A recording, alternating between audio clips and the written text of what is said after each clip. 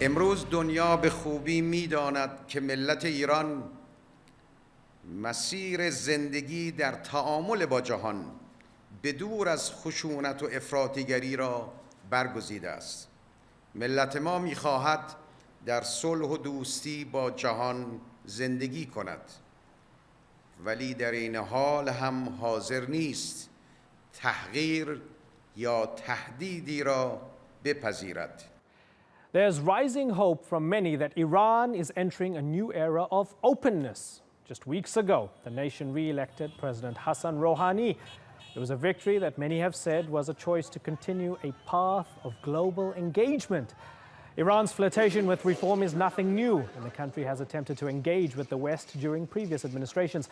But that engagement was halted during the two terms of former President Mahmoud Ahmadinejad. In 2009, protests briefly swept the nation after allegations of government fraud. The Green Movement that sprung out of that discontent was swiftly crushed, sending reform-minded Iranians to the margins. But have these voices gained new momentum with Rouhani's re-election? Well, joining me now from Washington, D.C. is Rضا Pehlovi, the son of the late Shah Mohammad Reza Pahlavi. He's the founder of the National Council of Iran. So thank you very much for joining us. Is Iran on the path to reform after that latest election? It was good news, wasn't it? I don't think that this regime, because of its nature, has the capacity to ever reform. You are dealing with a system, with a constitution that doesn't allow for people to actually legislate their own affairs. There's no way that an unelected body of officials who have the final say would allow for what in any real democracy allows for modification and amendments to even the constitution. As such, I don't see in what way we could plausibly assume that by these means people have recourse to implement true and real reforms, which is why it has failed all these years. And this is pretty much just a once every 4-year theater that the regime puts out there to try to pretend like there is a democratic process to the outside world, whereas the people themselves know very well that most of these so-called candidates are pre-screened and pre-approved, and their loyalty has to be a system that will be unwavering when it comes to what people really want. And therefore, they have to play along and play the game just for survival purposes. And it has always been the choice between the lesser of the evils when it comes to the final candidates. But hold on, if you stayed home, nobody's going to send you to a gulag or a death camp. Why did 73% of eligible voters still decide to go and not only go to the polls, but they decided to vote for the most moderate candidate available? So understandably, sure, it might not be a proper democracy, right? And again, my question is it heading in the right direction? So looking at the numbers, 40 million voted, 73% turnout, Rouhani getting 24 million of those votes. It sent a message that they want to change their country incrementally through this process, not through overturning the whole system. It's clear, isn't it? Well, there are like three groups of people in general. First of all, let's not forget those who did not vote and did not want to legitimize the regime in that process. Then you have a group of people who are coerced into voting because if they don't get a stamp in their national identity card, they cannot continue their studies if they are students, they cannot work in a government office if they are governmental employees, and so on and so forth. And yes, you have the third category who are forced to choose between what would be the least negative for them and almost a rejection of the system, like some kind of a referendum, who are those who voted for Rouhani, not because they are enamored with him, but because they certainly did not want Raisi to be in his place. And at the end, they are ultimately saying the same thing we want, but absent a clear alternative, they have no choice but to play along this game. None of this indicates that people actually believe in the system or want to participate in it, but strictly have no choice for the time being. The ultimate solution that everybody seeks is to put an end to this regime altogether.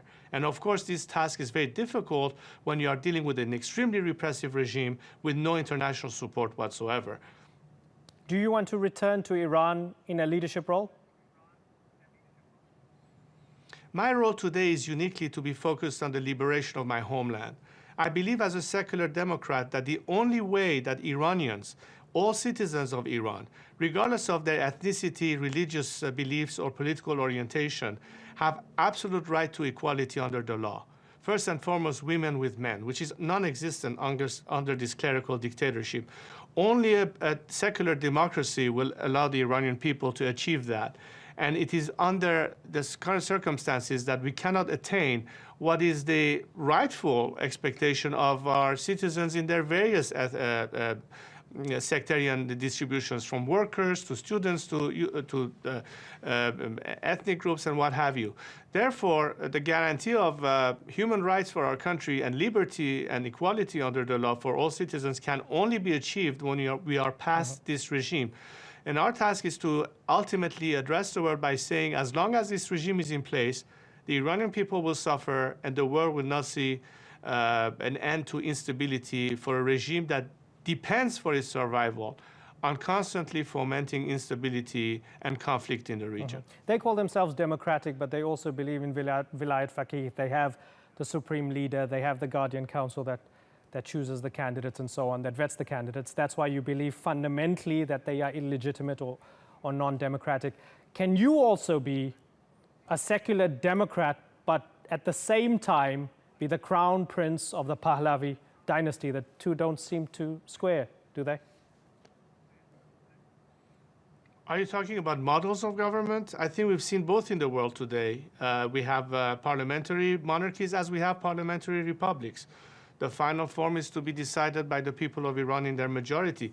The content, however, is critical, and I emphasize the word secular in the sense that it is impossible to achieve democracy without having a clear separation of religion from government. This is a proven fact the world over. And they are parliamentary monarchies, right? But according to the Iranian people's understanding and experience of monarchy under the Pahlavi dynasty, and this is a title you still carry, I'm not making this up, you're still the crown prince of the Pahlavi dynasty. Their experience of it is not democratic at all. So why should they go back to the past, go back to something they experienced before 1979, which is what they rose up against to overthrow? How can you be a part of the solution if you still carry that name? Well, first of all, today's generation of Iranians, by mere comparison of where Iran was headed in terms of liberalization, in terms of modernization, in terms of progress, in terms of economic development, know very well that had it not been for this revolution, we should have been South Korea today, if not Japan. Instead, we are North Korea. Why? What was the path that Iran was taking? We were moving forward. Things were not perfect, granted. That's what the government says right now. They're saying we have an election, things are not perfect, we're moving in the right direction. It's the same argument. Well, there's a very big difference between the way Iranians of all walks of life are limited in practically every aspect of freedom that existed. The only criticism back then, if you want to look back at the past, was there was criticism in terms of the political arena not being fully open, which it wasn't, and I grant that. But we are thinking ahead. We are moving forward. We are drawing lessons from history. We know where we need to be as a nation. And I think today's generation has certainly not forgotten all the positive aspects of what had happened before. In comparison to this regime, it's the difference between night and day. Okay. Having said that, it has to be a democratic process that determines it, and that's the basis of tomorrow's self-determination and sovereignty of our nation, which is not achieved under the current regime. And I don't doubt your sincerity in wanting to bring democracy to Iran. I'm not questioning that, right? Not at all. But again, in 1979, it wasn't just those who would be considered, say, Islamists under Khomeini, who rose up against the Shah. It ended up that they came to power, right? But you had leftists, you had all sorts of people rising up against the Shah, against your father. It wasn't only those who ended up with the power in their hands. And again, I ask you, why should people listen to Reza Pahlavi, who's the crown prince of the Pahlavi dynasty, calling for democracy in Iran, when for those who rose up against the system, it was a system that might have been secular, but it was also a system which had the Savak torturing people, tens of thousands of people in prison, a system that they felt was way too severe for them, and they wanted to rise up against it and overthrow it. Why should they listen to the Shah's son? Well, first of all, the narratives are different, and ultimately the truth will be based on the real statistics as opposed to a lot of exaggeration that were made about many numbers, but I'm not going to get into that because it's besides that point. We are now talking about 2017, literally 40 years, 4 decades later, and where are we at now is what people ask. And just because I carry a name does not necessarily mean that I have genetically inherited the predicament or circumstances of my predecessors. I am my own man, I have my own vision, and I think it is on that basis that I've established a rapport with my fellow compatriots with whom I'm with daily contact. And if I could only show you the kind of comments, the kind of questions, the kinds of statements, the kind of support that they show me, and the majority of them were people that are not even born at the time of the revolution. It's a very young country, still having a lot of aspirations, and me as a member of what I would call a burnt generation, and there are many in my age group that will tell you that we are sort of a bridge between what was and the future, have a specific duty in our hands, because while we want to retain the best that was and eliminate the bad part of it, we want to move forward and be able to help the future generation achieve what has always been a long-standing hope and dream for our country that started more than a century ago in Iran with the constitutional revolution.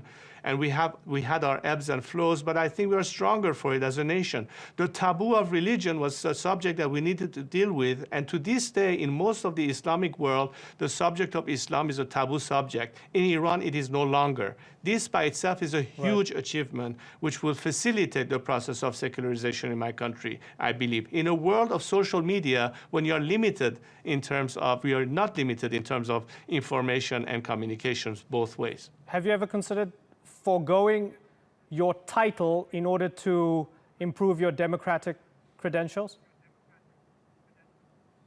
I don't know why you want to imply that this institution has an undemocratic connotation. Today, one of the most progressive liberal systems in the world happen to be constitutional monarchies. Look at Europe, for example. I'm basing it on the Pahlavi dynasty, not on other monarchies. Wait, well, reason more. In fact, I think that today the value that people have for the services that my grandfather and my father did for Iran is unprecedented in terms of the peak of their popularity. I think my father today, or my grandfather for that matter, are probably 10 times more popular now than they were at the height of whatever popularity they might have had in their own time. This is the way people are thinking today. But even Don't listen to me, go ask the Iranian people. Okay, so even Mir Hussein Mousavi and others who were leading the Green Movement, not a single one of them questioned the legitimacy of the revolution that overthrew your father's government, right? Not a single one of them said, hey, we shouldn't have overthrown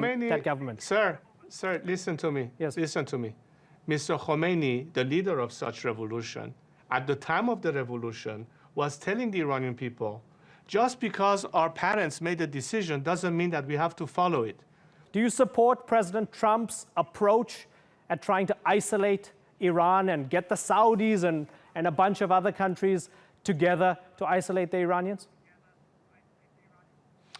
Look, I don't think that the formula has been successful when you are either on the one hand flirting with the regime, hoping for them to change their behavior, or trying to isolate it and contain it. Neither of these formulas has proven to be effective ever since Ronald Reagan.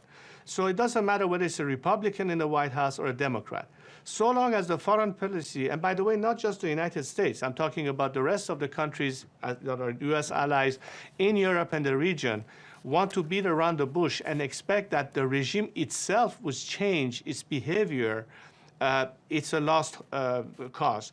The only thing that is of common interest, I believe, in the best interest of the Iranian people on the one hand, in the interest of many countries in the areas who have correctly identified the chief reason for these problems to be directly tied to the regime in Iran and its comportment, and ultimately the rest of the world, is the fact that as long as this regime is in place, we will have a problem. So you cannot negotiate with them. You cannot expect them to change their behavior. Containment is not the solution.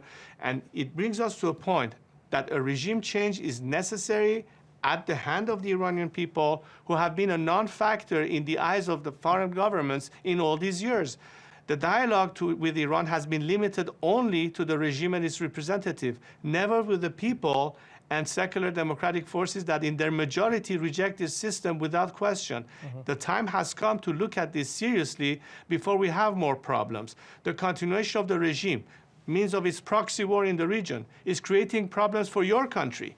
You have refugees coming from Syria. All of this as a result of Iran involvement in the region, and many other problems that continue to exist. The regime is a problem not just for its own people, but the whole region. So whatever the viewpoint today is in Washington or in London or in Paris or in Riyadh or in Jerusalem, the fact is that there's an opportunity for real change, a change that will put an end to proliferation, to radical terrorism, Islamist forces, like whether it's ISIS or what the regime is doing from Iran, for the benefit of the self-determination of a country that has the biggest impact in the region, but a country that will have a responsible government, committed to regional stability, cordial relationship with its neighbors, and will be out of this nightmare that has drained all of us in the region for the past 4 decades. Okay, Rضا Pehlovi, I hope you'll come on the Newsmakers again, because it's been really excellent talking to you. Thank you very much for joining us.